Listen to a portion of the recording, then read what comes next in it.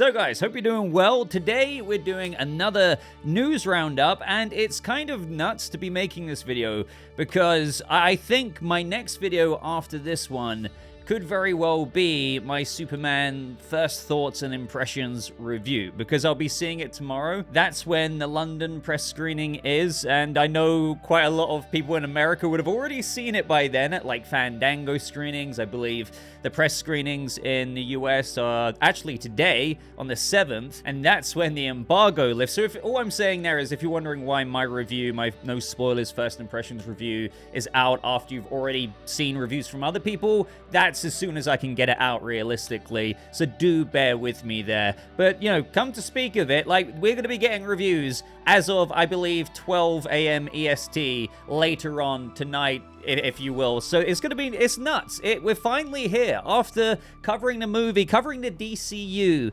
since January 2023. Well, before then, when Gunn and Safran came in as co-heads of DC Studios, October, November-ish of 2022. Time flies by, and here we are. So today we're going to get into a bunch of new topics, some interesting stories as usual. The video is time-stamped if you want to skip around or see what topics we're covering. There's quite a bit to discuss, so prepare yourself for the usual Boba ramble, and I'd really appreciate it if you guys left a like on this video, and of course consider subscribing. So first off today, I wanted to cover this article from the Wrap saying, why are most of the big studios skipping Comic-Con this year? So as they say, this year's San Diego Comic-Con, the mecca of all things geek, will be short on some of the key franchises that make fandoms tick. Marvel Studios, Lucasfilm, Warner Brothers, Legendary, Sony, you name it, are all skipping a film presence at this conference, famed Hall H. They do say Comic-Con won't be completely devoid of studio offerings. While DC won't showcase any films, DC Studios will have a Peacemaker panel with co-chief James Gunn and star John Cena in attendance to promote the upcoming second season of the show. And we know that Peacemaker Season 2 is coming out in August, so I wouldn't be surprised if they release a brand new trailer for Peacemaker, because so far we've had that teaser, and then we also had the behind the scenes, but, you know, at that point, I'm expecting a fully fledged trailer getting us even further into what Peacemaker Season 2 in the canon of the DCU has to offer. Now, we've been speaking on the channel for a while, like, when are we gonna actually see more stuff? We've entertained how San Diego Comic-Con could be a bit too early for that stuff. We have talked about this Peacemaker thing at Comic-Con, but could they have shown maybe some Supergirl stuff there? Lanterns? Maybe not, just because it does seem that they might focus on Peacemaker. But there is another convention that will be happening where we could actually be getting a few extra things that we've been waiting to see, given these projects that we're about to talk about have been in development for a little while now. So the Wrap go and say that DC Studios' decision not to showcase any of their upcoming films is more puzzling, given that Supergirl is in the can and Superman is kicking off James Gunn's and Peter Safran's reboot of the DC Universe. But they do seem confident in teasing their plans for the small screen. According to an insider, another Comic-Con this coming fall is being eyed to showcase Supergirl. So I would have to think that this is going to be New York Comic-Con, which, as we know, is in October, and this just seems like too much of a good opportunity to pass up on promoting other things such as Supergirl. Again, that wrapped filming quite a while ago now, and they are well into post-production, and I've said this quite a few times. You know, you look at things like when the Batman was, 35% through filming and still had quite a ways to go, they still produced a big trailer at DC Fandom. Now, obviously not every movie needs to do that, but my only point there is, for Supergirl, of course, if they wanted to, they could absolutely produce some footage. I'm not saying a full-on teaser or a trailer or anything like that, but never say never, but they can produce stuff if they want to. And hopefully, with, you know, this insider claiming that Supergirl will be showcased at another Comic-Con coming this fall, that we will be getting something, you know, I'll be happy with a suit reveal, but I'll also be a bit like, come on, you can show a bit more. So I'm hoping for that. Now, it does say that it's being eyed to showcase Supergirl, not also lanterns. So I don't know if we are going to get lanterns, but I am hoping that this New York Comic Con, I assume New York Comic Con in October, could show more things than just Supergirl. Don't get your expectations up for that. But, given that Lanterns is wrapping filming this month, they could also easily produce more, sneak peeks at Lanterns, which is, premiering early 2026. So fingers crossed for that. I don't want to get anyone's hopes up, but I understand why they don't necessarily want to go crazy at San Diego Comic-Con, but New York Comic-Con in October, that's where I feel like they really do have more than enough, stuff to start teasing the audience with. Now, with all of the interviews in the press junket for Superman at the minute, there's a bunch of stuff coming out. We had a really interesting one with him talking about metahumans and the history of metahumans. And I wonder what we could see out of this. So Gunn said, this is the most Easter egg-laden movie I have ever made. I have a lot of Easter eggs in my movies. Every character in the movie is practically from the comic books. Everybody in Lex's control room, all those people are characters from the comic books. Every street in the movie is named after comic book writers or artists. Most of the businesses are either named after a comic book writer or artist, or they're named after businesses that exist within the DC Universe on the page. Later on, there's an iconic scene with a huge mural in the background that tells you the story of metahumans in the DCU.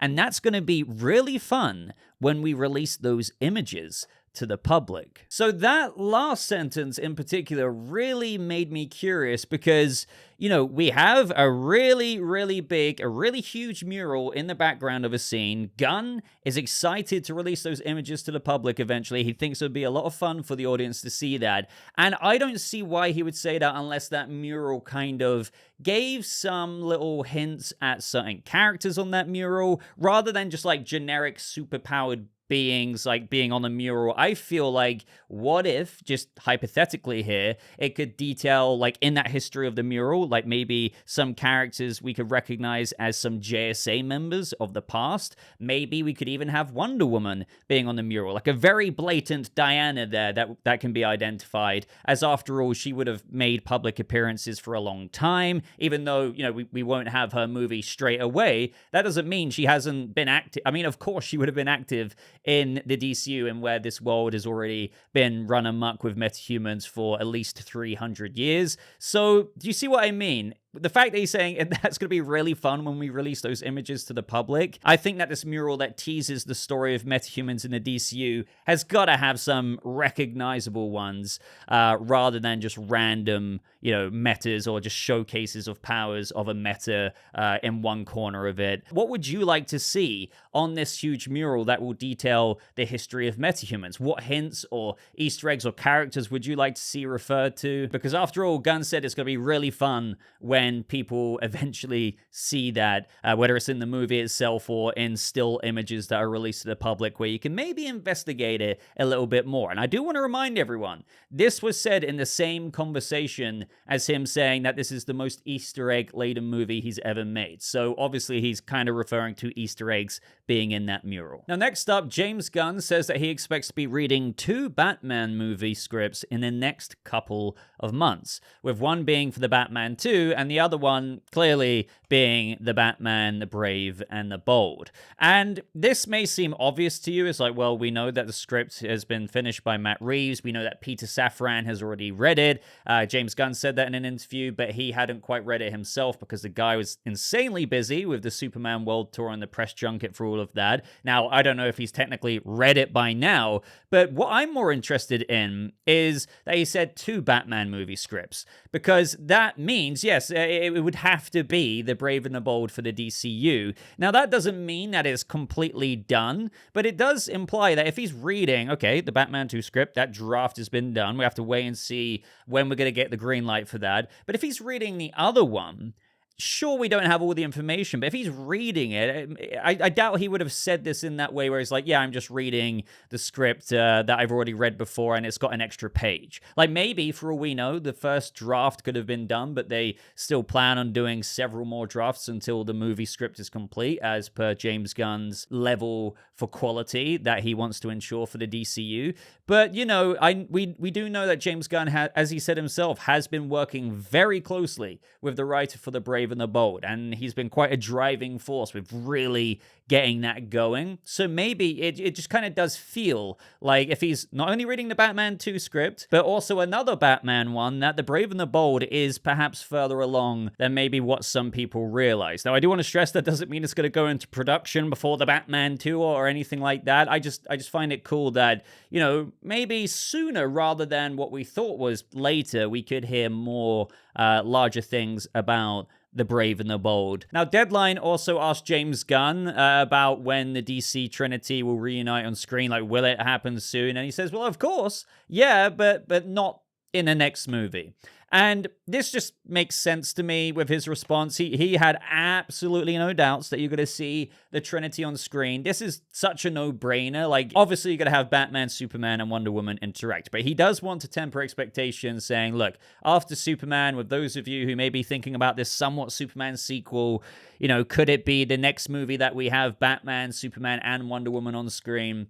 No, not the next movie. I do feel like you need to build up to that a little bit. We do know in this DCU that the Justice League doesn't exist, as Gunn said, but yet. So obviously implying that he wants to pave the way forward, approaching those characters with a bit more of a build-up. So that's why, you know, I still wouldn't rule out World's Finest, but you know me, I'm still thinking it's more of an expansion on the Hall of Justice that has been acquired by Maxwell Lord. The characters that make up the Hall of Justice currently, such as Hawkgirl, you know, Guy Gardner, Mr. Terrific, more characters being included in that and turning that Justice Gang and Hall of Justice into their next thing. Now, this could involve Batman sooner. That would be pretty cool. And then eventually you get the Wonder Woman movie, and the movie after that will be more of a Justice League. But yeah, we're going to have to wait to see how things develop. But for me, it's never been a surprise that we're going to still have to wait a bit of time now. I see lots of comments from people always being like, no, we should get like a Justice League movie right out the gate. But I think that would be such a wrong move, because you're already just kind of spitting out all your ammunition right away. You need to kind of build up to it, make sure you do it right, get to know these characters a bit more, get a firm plot in place that feels organic for these characters to come together and form the Justice League in the first place. So we're going to get there, and we've got lots of content in the meantime, like Lanterns, Peacemaker, Supergirl, Woman of Tomorrow, whatever this other kind of sequel is to Superman that Gunn is working on, this project that he's so excited about. So we're going to get there. It might not be in the next 2 years, but again, really consider if we did get that as in next year. That, to me, would be a bit premature, and I feel like we need a bit more of an organic build-up to something like that. Otherwise, you just simply risk it being too much of a novelty that you rushed into, it wasn't fleshed out enough. So if you have, like, your own order of how things should develop with the current projects that are releasing right now, let me know how you would like things to, like, shape up into that eventual, you know, Wonder Woman, Batman, and Superman project. Now, even though shortly after this video goes up, there's going to be social media reviews that are releasing, so more social sentiments rather than the proper reviews, which I believe will be happening tomorrow. But we did have a couple of stories that came out recently, and where this is so weird, but we have outlets breaking the review embargo, and it's caused a lot of discourse in the fandom, because we had one of them with the headline, "Terrible, New Superman is final nail in superhero cinema's coffin." Now, the more you look into this, it's an interesting story. The review was written by Nick Shage, I believe you pronounce the second name. And the more you look into this, we've had so many posts of people saying that his track record with reviews isn't so in alignment with that of the typical general audience's perception, such as, you know, his review on Minecraft. I believe it's being said that he really didn't like Sinners, but yet he gassed up Captain America Brave New World as, you know, a return to form for the MCU, which, again, isn't so... I'm not saying it's a bad movie. I'm just saying, you know, this is what people are trying to take into account when they're looking at this Superman review from this critic and being like, well, you kind of say that about this, but you also said this about that. It kind of reminds me of like the IGN review they gave the Penguin, like a 5, yet they've given other things like a 10 out of 10, which, you know, is kind of hard to understand. Now, you might also say to me, but Boba, that doesn't invalidate his opinion, his critical opinion of the film. Despite giving other movies quite gassed up reviews, he may just really think that Superman is the final nail for superhero movies. It's just, this is where you get other reviews from other outlets that have now broke their embargo, giving very positive ones. So we have this critic, Mike Ryan, responding to this review saying, I'm going to get in trouble for this, but that leaked review, good God, I couldn't disagree more. Seems I'm already in enough trouble, but whatever this mystery movie is, it's the happiest I've ever walked out of a movie since Top Gun Maverick. Again, I would never reveal the movie I'm talking about. And we had somebody else reply saying, well, you know, it's super that you're talking about it. And he said, exactly. So yes, he's referring to Superman. But also, to go on the flip side again, we had Peter DeBruge for Variety write a review for Heads of State, and again basically gave his critical opinion on the movie before, like, you're supposed to be doing that, through saying in that article, in that review piece, you could be forgiven for writing off Heads of State, but then you would miss a movie that's no sillier than Superman, and a lot more entertaining, a comparison worth making since both adhere to a mythical sense of heroism. So that's coming from Variety, right? And since then, they've actually changed the wording, saying you could be forgiven for writing off Heads of State, but then you would miss a movie that's no sillier than big studio superhero fare. So I guess they got a tap on the wrist for that. So now we're kind of like, okay, well, that's two places that are kind of saying Superman maybe isn't that great, or if you were to write off Heads of State, you would miss a movie that's no sillier than Superman, and Heads of State is a lot more entertaining. But then, again, on the flip side, we've got another review from the Sunday Times breaking their embargo, saying Superman, directed by James Gunn, is a triumph. After a long wait, this is the film the character deserves. Nobody seemed to know what to do with Superman until now. So, another very positive one. And then today, as I was making this video, GQ put out a whole story on Corenswet. There's all kinds of new photos of him. It's like a proper piece on him, James Gunn and everything. And in the middle of that, they basically give their thoughts on Superman. And they say, very positively here, the result is one of the most distinct superhero films in a long time, with a tone that feels honest and true to the spirit of Superman, and therefore at odds with pretty much everything else in the genre right now. Gunn's approach is colorful in both its palette and the costumes, proudly fantastical with flying orbs, robots, portals, and giant monsters, and at times, endearingly, intentionally corny. See Crypto the Superdog. But late in the third act, Superman delivers an impassioned monologue about himself that essentially states Gunn's thesis about the character and his core values. You won't find any controversial neck snapping here.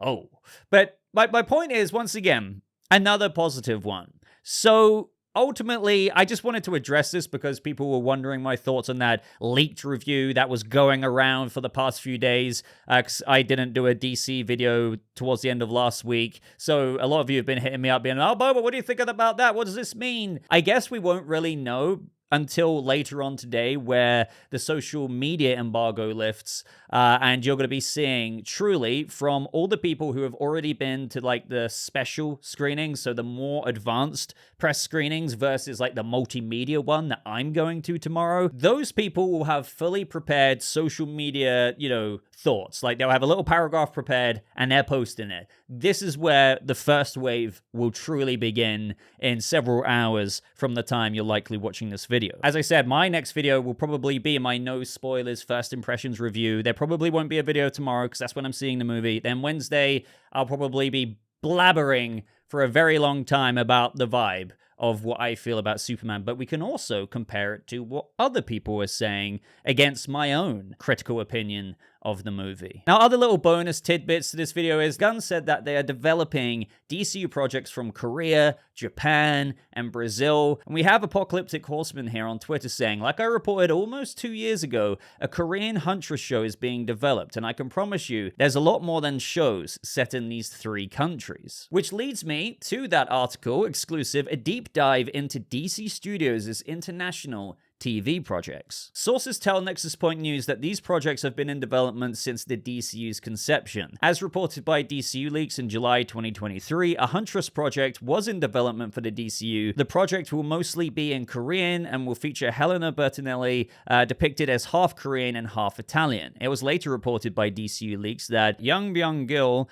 Villainous, was attached to write and direct the series. And they say the intention is for Pom Klementieff to portray the character within the DCU. This has never been formally confirmed due to no deal being set in place at the moment. It is currently unknown whether or not a deal has been made for Klementieff to officially portray Huntress, but if it were, there is a possibility the character can appear in projects prior to Huntress. Since the project's announcement, fans have heavily speculated that this would indeed be Clementieff's role in the DCU and have begun to speculate whether or not she would debut in Season 2 of Peacemaker due to her being present on set as part of a set visit with Gunn. Now, I've always been really down for this. I mean, also just seeing Pom Klementieff in Mission Impossible, I feel like she really held her own, proved that she can pull off a badass character with action. Like, she couldn't be further away from Mantis if she tried. So if you have seen her role in the Mission Impossible series, let me know if you can see her as, you know, the Huntress in whatever this project turns out to be. And, you know, maybe even seeing her in Peacemaker Season 2. Because I do think Peacemaker Season 2 will have some surprises up its sleeve. Not only the Superman big cameo that Gunn teased, which could be Lex Luthor or maybe another character that obviously still is yet to be seen, but it wouldn't surprise me if maybe we did see the Huntress appear in Peacemaker. That would be pretty dope. Sources also tell Nexus Point News the core elements that make up Huntress will be present in the several other projects being developed as part of DC Studios' international slate. These elements include an international setting, the series being written and spoken in that country's respective language, and a cast composed of actors from that respective country. The most important element of these projects will be developed by creatives from these respective countries, with most of these projects already having creatives attached. Although characters will be speaking their native languages in these projects, they are still canon to the DCU and are expected to cross over in other projects that are spoken in English. Another thing to note is that these projects are only TV projects at the moment. Sources also tell Nexus Point News that some will be animated. Most projects will adapt characters whose origins already include them originating from their respective countries, but similar to Huntress, origins will be changed for certain characters to fit the narrative of the story. So I'm really game for this. I've said this the whole time, ever since the rumors of, you know, a Korean Huntress movie started ages ago. I think it's cool that the writers, the cast, everyone involved would be creatives from those respective countries. And I think that will only, hopefully, obviously, if the movie or the show or whatever this project is turns out to be good, it will get a fandom in these respective countries as well, which will just further elevate this kind of larger, diverse DCU portfolio that spans not just, you know, the most popular characters necessarily, like Batman, Wonder Woman, and Superman, yet they still all interconnect within the canon of the DCU. So not like an absolutely huge update. It's more just cementing old rumors in present day 2025, but I would still love to know any and all thoughts that you guys have on the prospect of these projects coming to the DCU in the future. There's been a lot, I keep saying this, but a lot more promo for Superman, and I will say too much at this point. There's a couple of things that I don't mind showing on screen, like another look at the Superman fight with Ultraman. This is the same scene from the behind the scenes footage, such as what you're seeing on screen, where Superman is kind of getting up after maybe being thrust into the ground with rubble on his back. But it's cool to see that this fight is still being recorded by what I assume is those Lex reconnaissance drones. And I'm really anticipating this fight because we know it's a fight that spans not just like one location, but multiple locations. So like the Lord Tech Stadium, but then it's gonna, you know, they're gonna get flown into other places like this location. We've got other little shots of the heat vision scene that we saw in that trailer quite a while back, and it's just cool seeing Superman charge up that heat vision, but we also have Crypto, you know, tackling that Lex Trooper in the background there, which is awesome to see. But look how cool that heat vision is. We've also got more info about the runtime, and I've briefly spoken about this before when we heard about it. I was like, well, don't forget, you know, I said like the Batman is actually 2 hours and 46-ish minutes without credits, and is 2 hours and 55 maybe with the credits. So I was like, Superman still might be, if you don't watch the credits, quite short in terms of other movies out there. And that's kind of true because it is 1 hour and 58 minutes without credits, and then 11 minutes of credits take it to 2 hours and 9 minutes. But really, you're going to be sat in that theater for 1 hour and 58 minutes. I mean, there obviously could be a post-credit scene, which Gunn has already said they're not going to be crazy important ones. But yeah, Superman essentially, if you don't count the credit scenes, is 1 hour and 58 minutes. Now, speaking of the opening weekend, the budget, Gunn has said to GQ magazine in this paragraph here, but the fact remains that beyond just winning over disgruntled separatist fanboys, this Superman also has to dominate the box office in order to fully grease the wheels on Gunn's DC train. This is not the riskiest endeavor in the world, Gunn tells me the day after definitively picture locking the film. So this was a little while ago. Is there something riding on it? Yeah, but it's not as big as people make it out to be. They hear these numbers that the movie's only going to be successful if it makes 700 million or something, and it's just complete and utter nonsense. It doesn't need to be as big of a situation as people are saying. And I've kind of said that for a while as well, just in terms of, like, don't get me wrong. Warner Brothers would love a $1 billion hit movie, but at the same time, you know, you hear from all types of people who just hear one outlet phrase something a certain way, so they feel like they know the whole story, so they're like, oh, it needs to make 995 million to even break even, when that just isn't the case at all. We've also had Variety come out today and once again report that the film, which carries a reported budget in the 200 million range, is arriving at so essentially 200 million range. You know, we've had it reported at different numbers, but that would be the budget without the marketing. Normally when people do the 2 times or 2.5 times the budget to break even, as we've covered before, that doesn't include, like, the budget, when they refer to budget, doesn't include the marketing costs as well, because that's why that sum even comes into it. You 2 times, 2.5 times the budget, and that 2.5 times takes into account usually what you would need to break even, covering those additional marketing costs in that. And I think a lot of us are fairly confident, even if the opening weekend isn't as crazy high as some people are predicting at like 190 million domestic opening, which would be freaking awesome. I'm still pretty confident that the movie is going to make, you know, over 700 million. Again, I've been very hesitant to say, oh, this is going to be $1 billion.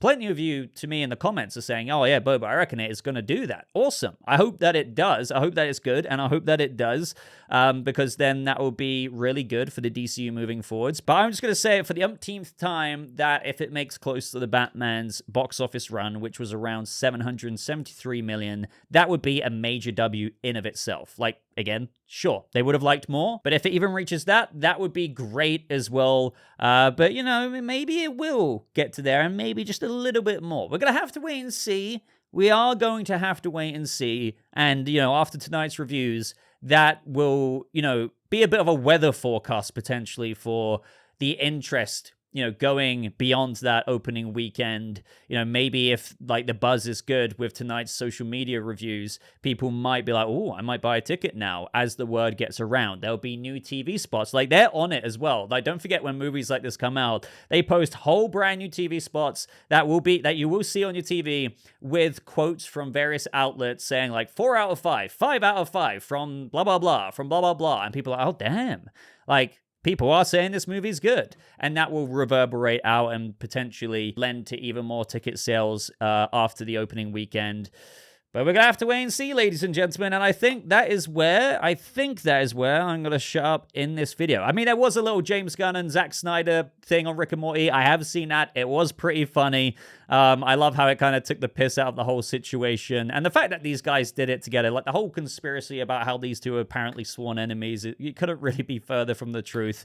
If you haven't seen that already, I do recommend checking it out. But that is everything from me in today's video, and it is crazy for me to say that the next time you'll be seeing me, it will be no spoilers, by the way. It will be a very rambly, no spoilers review of Superman, and, you know, I think that makes sense. Let me know your feedback to this if you're at this point in the video, but, you know, considering my no spoilers first thoughts, impressions of Superman will be up around the 9th of July. You know, that's still before the official release date. And even then, posting a spoiler-filled breakdown, even on the 11th, would be too soon for some people. So let me know if you're okay with that. Not obviously getting into spoilers until nearer the release date or on the release date or around the release date. I'm thinking of doing a dedicated spoiler talk live stream around that time as well. But yeah, a lot of videos to come. Make sure you are subscribed to the channel, clicking that notification button, and also setting your notifications to all so you don't miss out on any of the future videos we have coming out. But ladies and gentlemen, the time has finally come. Superman is literally right around the corner. So with that being said, gotta love you and leave you. Thank you so much for watching. I hope you have a lovely rest of your day, and I'll see you fellow Kryptonians in that very special next video. Goodbye.